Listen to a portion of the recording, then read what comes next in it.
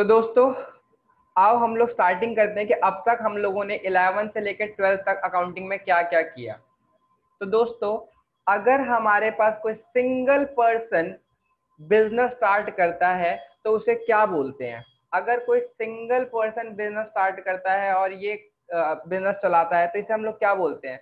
इसको हम लोग बोलते हैं सोल प्रोप्राइटरशिप।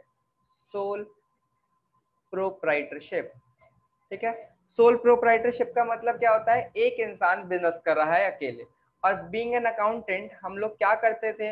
हम लोग यहाँ पर बनाते थे इसका ट्रेडिंग अकाउंट ताकि हमें पता चल सके कि क्या ग्रॉस प्रॉफिट है। फिर हम लोग बनाते थे प्रॉफिट एंड लॉस अकाउंट ताकि हम लोग को ये पता चल सके कि इसको क्या प्रॉफिट हुआ। और लास्ट में हम लोग बनाया करते थे बैलेंस शीट ताकि हम लोग को ये पता चल सके कि इसके पास कितनी एसेट्स कितने लायबिलिटीज अभी करंट टाइम में है। लेकिन हर इंसान ग्रो करना चाहता है ना, हर इंसान आगे बढ़ना चाहता है, हर इंसान ग्रो करना चाहता है। अब इस इंसान को थोड़ा ज्यादा बड़े लेवल पे काम करना है तो क्या करना होगा? इसे अपने रिसोर्सेज कंबाइन करने होंगे। रिसोर्सेज कंबाइन करने का मतलब क्या होता है? रिसोर्सेज कंबाइन करने का मतलब होता है इसे अब ज्यादा कैश की रिक्वायरमेंट होगी, इसको अब ज्यादा असेट की रिक्वायरमेंट होगी, इसको अब ज्यादा मैन पावर की रिक्वायरमेंट होगी, इसको अब ज्यादा स्किल की रिक्वायरमेंट होगी, इसको अब ज्यादा मैं क्या कह सकता हूँ, माइंड्स की रिक्वायरमेंट होगी। माइंड्स का मतलब ज्यादा इसे अपने काम को डाइवर्सिफाई करना पड़ेगा, ज्यादा लोगों के दिमाग चाहिए होंगे इसे। क्यों? क्योंकि ये बड़े लेवल पे काम करना चाहता है। तो ऐसे में एक इंसान इतने सारे काम अकेला कर नहीं सकता, तो वो क्या करेगा? सोचो, बताओ जरा। सपोज करो एक आदमी है जिसका नाम है हमारे पास, जिसका नाम क्या है, जिसका नाम एक्स है, ठीक है। और इसके पास, ये इंजीनियर है बट ये इसके पास बिजनेस आइडिया है। अब आगे के काम और संभालने के लिए इसे क्या चाहिए? एक और आदमी चाहिए जो शायद अकाउंट्स में अच्छा हो, जैसे कि आप लोग, ठीक है। हाँ, तो ये क्या करेगा? ये इसके साथ पार्टनरशिप कर लेगा, ठीक है। मैं आपका बेस बिठाने की कोशिश कर रहा हूँ कि आप समझो कि कंपनी अकाउंट की स्टार्टिंग हुई कहाँ से है, ठीक है दोस्तों। तो ये इंसान फिर आगे बढ़ के क्या कर लेगा? किसी इंसान के साथ पार्टनरशिप कर लेगा। और दोस्तों हम लोगों ने पार्टनरशिप अकाउंटिंग भी अच्छे तरीके से सीखी। पार्टनरशिप क्या होती है, कैसे होती है, किस तरीके की होती है, क्या पार्टनरशिप डीड होती है, म्यूचुअल एग्रीमेंट कैसे होते हैं, इन दोनों के बीच में म्यूचुअल एग्रीमेंट किस तरीके से होते हैं, ठीक है। हमने ये बातें भी सीखी। इस पे हमारे पास लगता था पार्टनरशिप एक्ट 1932 जो कि इसे गवर्न करता था, ठीक है। आपने आपको रजिस्टर कराना है, कराओ, नहीं कराना कोई दिक्कत की बात नहीं है। अगर आप रजिस्टर नहीं कराते तो भी आप पार्टनरशिप कहलाओगे, ठीक है। फिर हम लोगों ने इसके बारे में डिस्कस किया था कि पार्टनरशिप जो होती है ये क्या अकाउंट बनाती हैं? ये भी बनाती हैं ट्रेडिंग अकाउंट, ठीक है। ये भी बनाती है ट्रेडिंग अकाउंट, ये भी बनाती है प्रॉफिट एंड लॉस अकाउंट, फिर ये बनाती है profit and loss appropriation account, फिर बनाते हैं लोग पार्टनर्स कैपिटल अकाउंट और बैलेंस शीट। और हम लोगों ने यहाँ पे ये भी चीजें सीख ली थी कि ये दो अकाउंट किस तरीके से बनते हैं। फिर हम लोगों ने पार्टनरशिप से रिलेटेड सारी बातें सीखी थी कि कोई पार्टनर एडमिट कैसे होता है, कोई पार्टनर हमें छोड़ के जाता कैसे है, और ये पार्टनरशिप डिसॉल्व कैसे होती है। यानी हम लोगों ने इसे बंद करने तक की बातें भी कर ली थी जितना अब तक हमें डिस्कस करना था, ठीक है। मेरा अगला सवाल है आप लोगों से कि अगर किसी इंसान को पार्टनरशिप से भी बड़े लेवल पे काम करना है, पार्टनरशिप से बड़े लेवल का कहने का मतलब क्या? पार्टनरशिप हो सकता है स्मॉल लेवल पे हो बट वो चाहता है कि और रिसोर्सेज, क्योंकि बताओ जरा सारे बच्चे बताओ याद करके कि मैक्सिमम नंबर ऑफ पार्टनर कितने हो सकते हैं? मैक्सिमम नंबर ऑफ पार्टनर कितने हो सकते हैं? वेरी गुड, तान्या, शशांक, सबने सही जवाब दिया, 50 लोग। यानी हमारे को, हाँ जी, हमारे को partnership act 1932 according to constitution कितने लिमिट देता है? कहता है कि आप मैक्सिमम 50 दिमाग और 50 लोगों के रिसोर्सेज यूज कर सकते हो। तुम्हें नहीं लगता कि अगर हम बहुत ही ज्यादा बड़े लेवल पे सोचे तो ये भी एक रिस्ट्रिक्शन है? ये रिस्ट्रिक्शन कैसे है कि हम ज्यादा ग्लोबल लेवल पे अगर काम करना चाहे तो हमारे को बहुत सारे रिसोर्सेज, या मैं ऐसे कहूँ इनफाइनाइट रिसोर्सेज की जरूरत पड़ेगी, बहुत सारे पैसे की रिक्वायरमेंट पड़ेगी, जो कि शायद 50 पार्टनर्स के साथ भी पॉसिबल नहीं है, ठीक है। कि 50 लोग भी अगर हमारे पास हो तो शायद पॉसिबल नहीं है। तो अब हम और बड़ा काम करना चाहते हैं, हम चाहते हैं कि हम ग्लोबल लेवल पे काम करें, हम चाहते हैं कि हम नेशनल लेवल पे काम करें। और इसके लिए हमारे को क्या चाहिए? इसके लिए हमारे को बहुत सारा पैसा चाहिए, इसके लिए हमारे को चाहिए बहुत सारा पैसा, हमारे को चाहिए बहुत सारी असेट्स, ठीक है, हमारे को चाहिए बहुत सारा मैन पावर, और हमारे को चाहिए बहुत सारे माइंड्स। माइंड्स का मतलब और बड़े लेवल पे सोचने के लिए। बिल्कुल बिल्कुल, तान्या और सबने यही बोला कि सर अगर आपको और बड़े लेवल पे चाहिए तो आप क्या करो, बहुत सारे लोगों के लिए आप एक कंपनी खोल दो। तो अब हमारे पास यहाँ पर आया सवाल कि कंपनी क्या है हमारे पास, कंपनी किसी काम को और बड़े लेवल पे करने का एक जरिया है, ठीक है। कंपनी क्या होती है, आप कंपनी के बारे में जब सोचते हो तो कंपनी का मतलब यही तो है, कंपनी कंपनी कंपनी मीन्स लोगों का साथ, लोगों का साथ। सर पार्टनरशिप भी तो वही था, वहां पे कम लोगों का साथ था, यहाँ पे हमारे पास उसकी लिमिट थोड़ी सी और बढ़ जाती है, ठीक है। जरा होल्ड करना एक सेकेंड के लिए।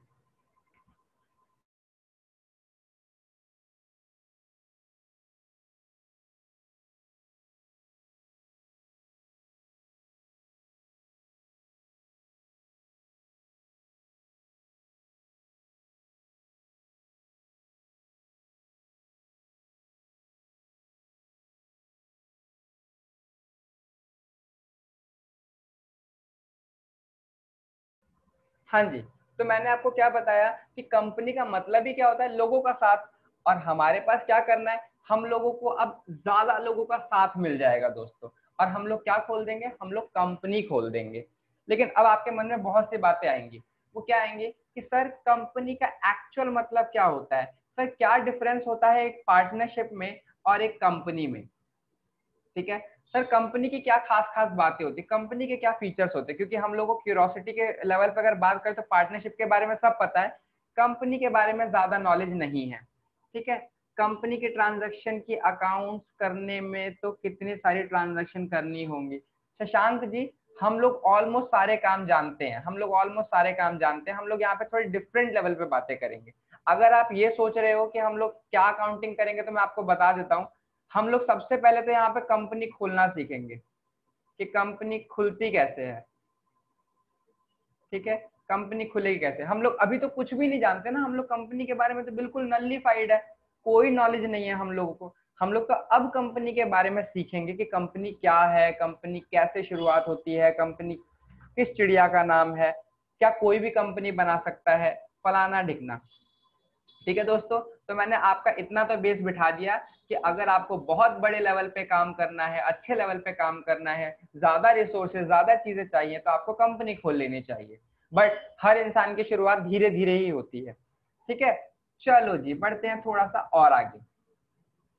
सर कंपनी क्या है, इसकी डेफिनेशन कहाँ पर लिखी हुई है, कैसे पता करेंगे कि कोई कंपनी है। तो दोस्तों इसकी कंपनी की डेफिनेशन है according to companies act 1932, companies sorry companies act 1932, sorry companies act sorry sorry 2013, मैं पार्टनरशिप एक्ट बार बार रिपीट कर गया था, कंपनीज एक्ट 2013, ठीक है। कंपनीज की डेफिनेशन जो लिखी हुई है वो लिखी हुई है कंपनीज एक्ट 2013 में। असल में था क्या हमारे पास, सबसे पहले हमारे पास कंपनीज एक्ट 1956 था, उसके बाद 2011 आया जो कि बाद में अबॉलिश कर दिया गया, बीच में भी कई बार इसमें चेंजेस हुए। अभी के टाइम पे जो प्रिवेल कर रहा है वो कंपनीज एक्ट 2013 प्रिवेल कर रहा है, और ये जो डेफिनेशन मैं आपको पढ़ाने जा रहा हूँ वो 2013 के अकॉर्डिंग है, ठीक है। और डेफिनेशन सुन के आपको बहुत ही ज्यादा मजा आने वाला है, क्यों, क्योंकि डेफिनेशन सुनने के बाद भी आपको समझ में नहीं आएगा कि डेफिनेशन है क्या। और ये कहती है companies means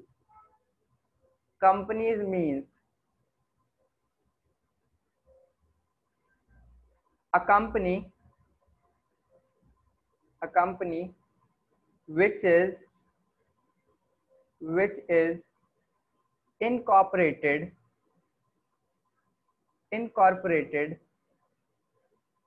under this act or any previous company law।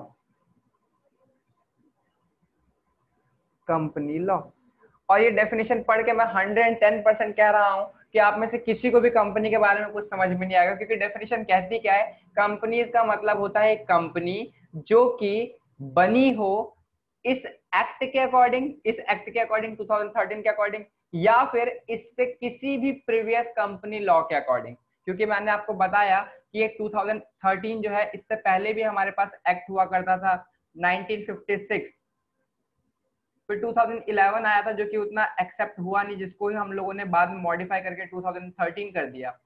तो वो ये कहता है कि या तो इस एक्ट के अकॉर्डिंग रजिस्टर्ड हो, या फिर इससे पहले किसी भी एक्ट में अगर कोई चीज रजिस्टर्ड है एज अ कंपनी, इस एक्ट में क्या है बताता हूँ शशांक, ठीक है। तो इससे प्रीवियस किसी भी एक्ट में अगर कोई कंपनी रजिस्टर्ड है तो उसे हम क्या बोलेंगे कि वो कंपनी है। कुल मिला के अगर कोई भी एस्टेब्लिशमेंट 2013 एक्ट में रजिस्टर्ड है तो उसी को हम लोग बोलेंगे क्या, कंपनी। उसी को हम लोग क्या बोल देंगे, कंपनी। बट आपके मन में अभी भी डाउट रहेगा कि सर कंपनी का मतलब क्या, केवल यही कि वो कंपनीज एक्ट 2013 में रजिस्टर्ड है, बस इतना ही मतलब होता है कंपनी का? मेरा जवाब है नहीं, इसकी एक्चुअल डेफिनेशन ये है, ठीक है। इसकी एक्चुअल डेफिनेशन ये है, तो हम इसे सिंपल वर्ड्स में समझने की कोशिश करते हैं, सिंपल वर्ड्स में, यानी अकॉर्डिंग टू 1956 में हम लोग समझने की कोशिश करेंगे कि उसमें क्या लिखा हुआ था। तो लिखा है a company is an artificial person, is an artificial person,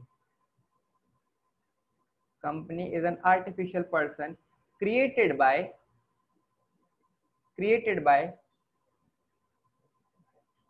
law, having separate entity, having separate I should write legal entity, separate legal entity with perpetual succession, with perpetual succession and common seal।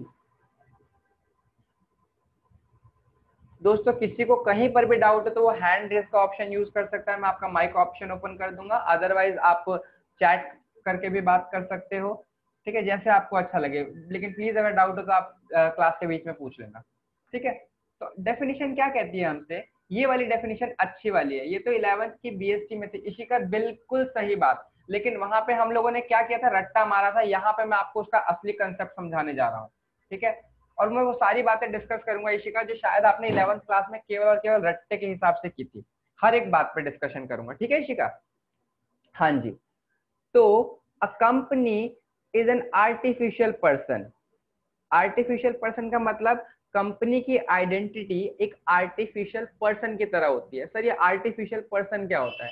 Artificial person का मतलब होता है जिसे हम मानेंगे तो person, but actual में वो है इंसान नहीं, ठीक है, उसे हम एक इंसान का दर्जा देंगे। तो कंपनी एक क्या है, कंपनी एक इंसानी दर्जा दी हुई एंटिटी है, ठीक है, क्रिएटेड बाय लॉ। इसको दर्जा दिया किसने है, इसको दर्जा दिया है लॉ ने, यानी कानून ने।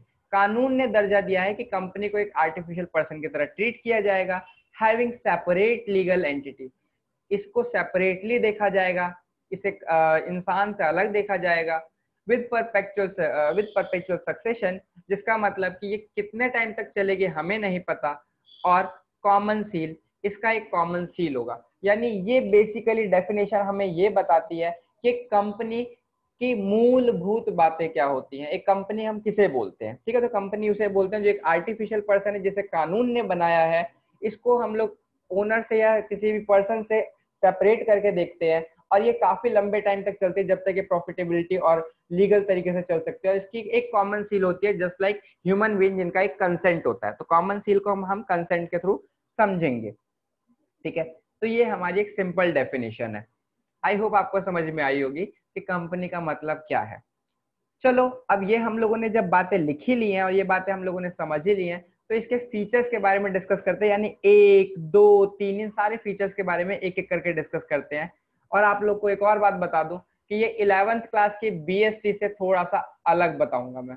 ये तो चैप्टर 3 में पढ़े थे एज प्रिंसिपल, नहीं उसके और अलावा भी बातें हैं, समझ नहीं आया क्या चीज समझ में नहीं आया शशांक, बताओ मुझे क्या समझ में नहीं आया आपको।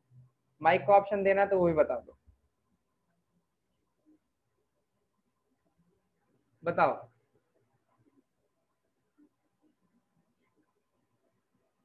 मेरा माइंड लॉस्ट हो गया था जरा तो। शशांक अब कहाँ माइंड लॉस्ट हो गया था, क्या समझ में नहीं आया, इसको मैं कैसे डील करूँ? कौन सी लाइन समझ में नहीं आई, क्या बात समझ में नहीं आई? मैंने तो कोई बहुत बड़ी बात बोली नहीं है।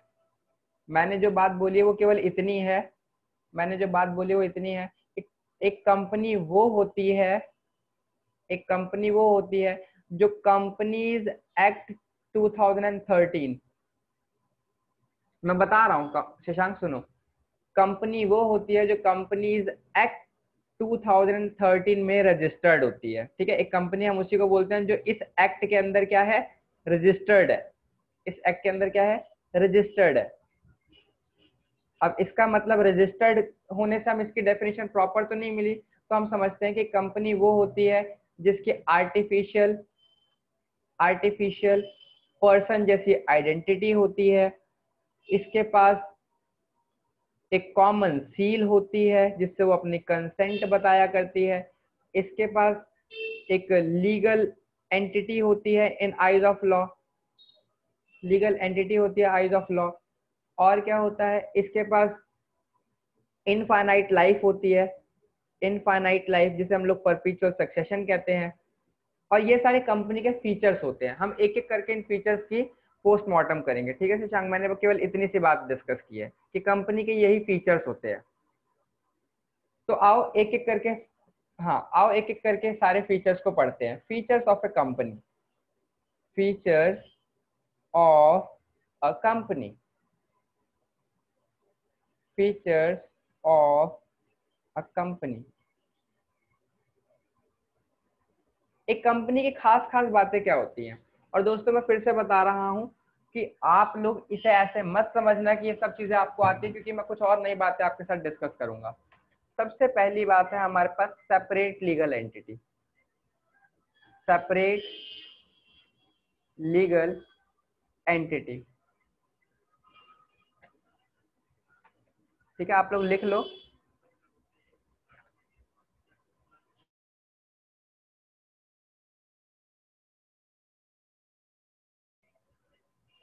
हाँ जी, तो सेपरेट लीगल एंटिटी, इसके अंदर क्या है हमारे पास, अ कंपनी, एक सेकेंड होल्ड करना।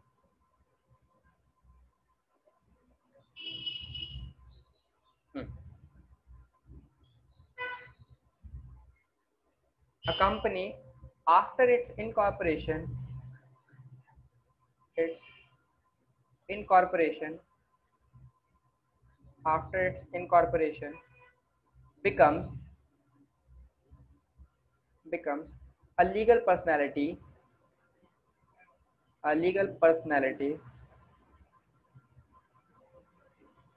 entirely distinct, entirely distinct from person who has created it, person who has created it। ठीक है, और इससे आप समझ सकते हो कि जो मेंबर जिन्होंने इसे बनाया है, it has legal right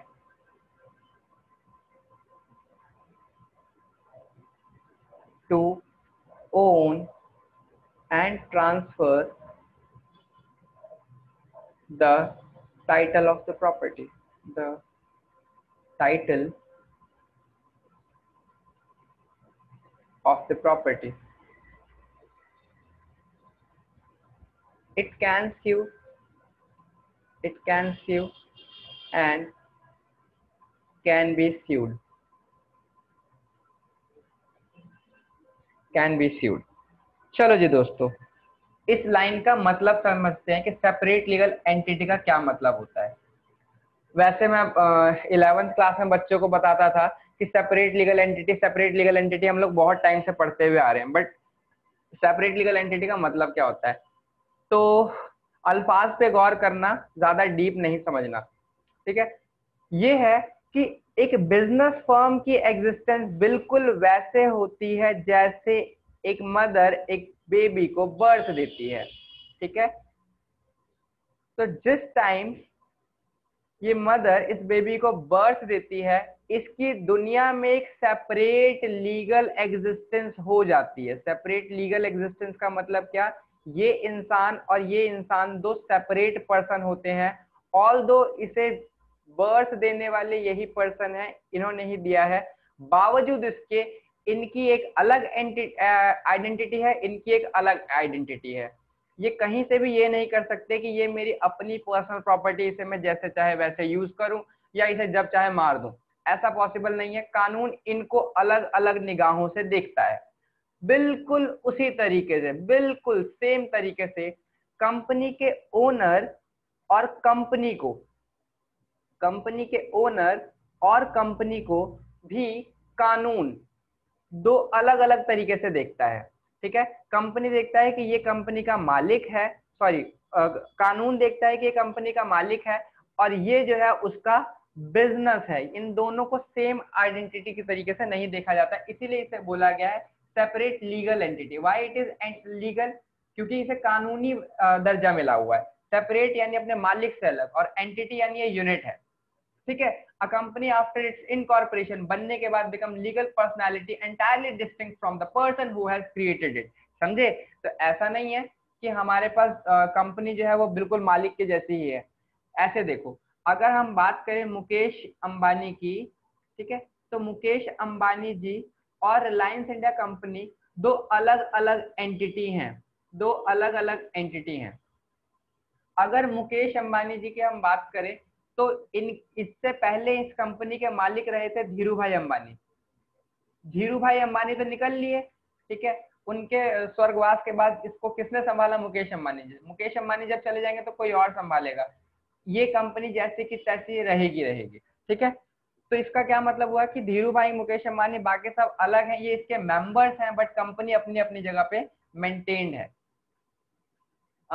जो बर्थ देती है तब थोड़े ना, जब बर्थ सर्टिफिकेट बनता है तब होता है ना लीगल एग्जिस्टेंस। शशांक बेहुदी बात कह रहे हो, ऐसा कुछ नहीं होता कि बर्थ सर्टिफिकेट देने के बाद। कानून की निगाहों में बच्चा जो है वो सेपरेट ही होता है अपने घर वालों से, उसकी आइडेंटिटी अलग ही होती है। ये थोड़ी होता है कि जब बर्थ सर्टिफिकेट जिनका नहीं बनेगा उसका क्या होगा, वो दोनों एक ही मान लिया जाएगा।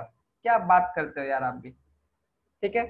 और मैं आपको एक और बात बताता हूँ, वो ये है कि ये जो कंपनी है वो प्रॉपर्टी ओन कर सकती है। जैसे कि मैं बात करूं, 2 मिनट के लिए सुनना, रामदेव बाबा, आप लोगों ने नाम सुना होगा रामदेव बाबा का, और एक और है जिसका नाम है पतंजलि।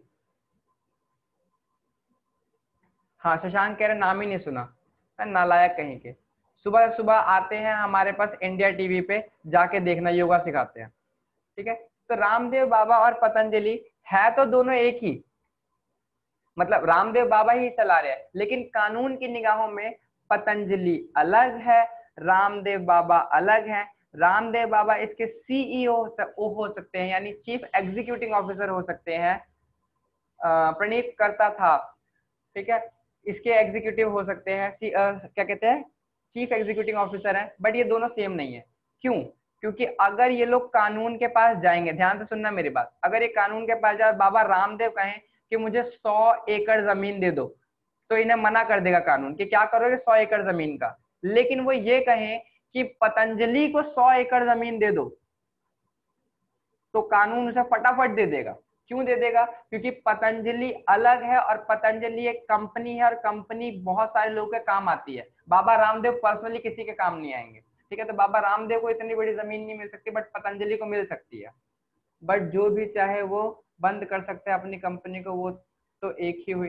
शशांक, मैं फिर से कह रहा हूँ, वो ऐसे अपनी मनमर्जी से बंद नहीं कर सकते शशांक, ऐसी मनमर्जी से बंद नहीं हो सकती, ठीक है। जैसे आप सोच रहे हो कि ऑल ऑफ अ सडन वो बंद करके चले जाए, नहीं। ये बोला जाएगा कि आप एक काम करो, आप अपना स्टेक बेच दो। रामदेव बाबा से बोला जाएगा कि आप अपना स्टेक बेच दो। जैसे कि आपने नाम सुना होगा एयर इंडिया, ये भी बिक गई, और भी कंपनियां हैं, ये सारी कंपनियां बिक जाती हैं, उसके बाद उसके दूसरे मालिक चलाते हैं, लेकिन कंपनी एग्जिस्ट करती है क्योंकि उनका पैसा, गुडविल, कुछ भी करे उनकी गुडविल। हाँ, वही मेरी बात है। आई होप आप लोग को सारी बातें समझ में आई होंगी। उसके बाद बढ़ते हैं इसके अगले फीचर की तरफ, ठीक है। अगले फीचर की तरफ। फीचर नंबर 2, किसी को कोई भी डाउट हो आप बीच में पूछ सकते हो, हैंड रेस का ऑप्शन भी आपके पास है। अगला है artificial person.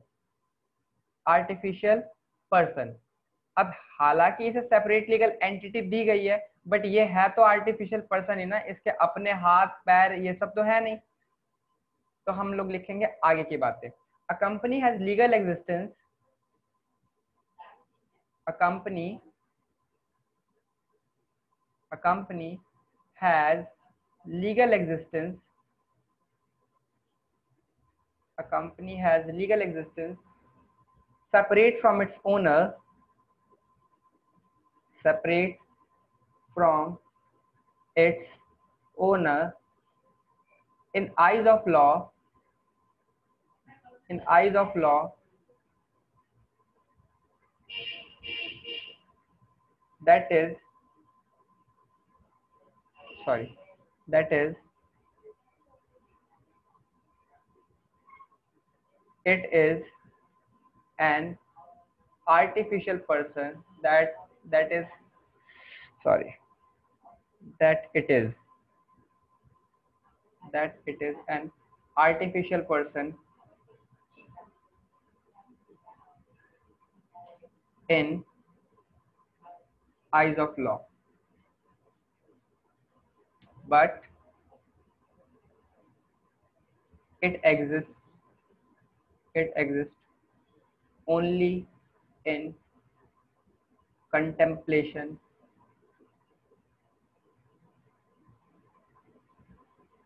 of law. It does not possess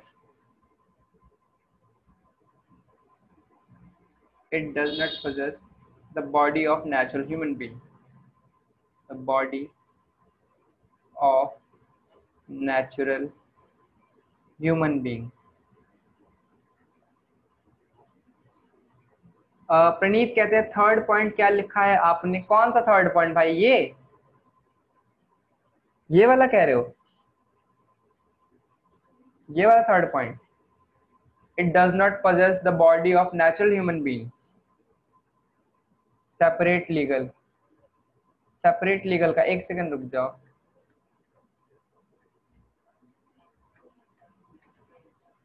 it can be sue and can be sued. अच्छा ठीक है। अच्छा पूछा आपने, मैं आपको याद दिला देता हूँ। इसका मतलब है हम लोग अगर केस करें, ठीक है, अगर हम लोग केस करेंगे तो केस किस पे होगा? कंपनी पे केस हो सकता है, ठीक है, क्योंकि आर्टिफिशियल पर्सन है ना, तो इस कंपनी पे भी हम केस कर सकते हो, ठीक है। उसके मालिक पे केस नहीं करेंगे, उसके कंपनी पे, तो कंपनी पे भी केस हो सकता है, कंपनी भी किसी पे केस कर सकती है, ठीक है। तो स्यू का मतलब होता है केस करना। आई होप समझ में आया होगा।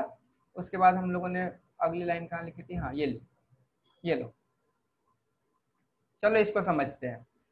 मैंने अभी आपको बताया कि कंपनी जो है वो एक आर्टिफिशियल पर्सन है, ठीक है। कंपनी एक आर्टिफिशियल पर्सन है, तो आर्टिफिशियल पर्सन का मतलब है क्या? देखो, ये रहा कानून, मिस्टर एक्स ने एक कंपनी बनाई एबीसी लिमिटेड, ये मिस्टर एक्स है और इन्होंने कंपनी बनाई एबीसी लिमिटेड। तो पता है दोस्तों, ये जो कानून है, यानी मोदी जी जो हैं, वो कैसे देखते हैं? वो इसे देखते हैं एक पर्सन की तरह, इसे देखते हैं एक पर्सन की तरह, यानी यहाँ पे दो पर्सन कहलाएंगे। ये है हमारा फर्स्ट पर्सन और ये है आपका